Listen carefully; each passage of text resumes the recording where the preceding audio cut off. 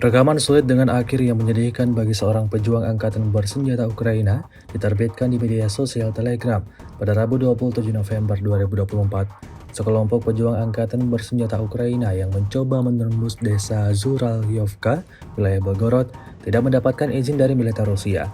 Alhasil, operator drone Rusia memberikan serangan ancaman yang pada akhirnya membuat semua tentara Ukraina kabur dan meninggalkan salah satu rekannya yang tak berhasil naik ke atas mobil.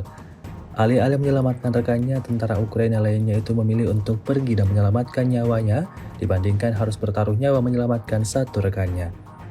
Hingga video ini beredar, beragam respon diberikan warganet.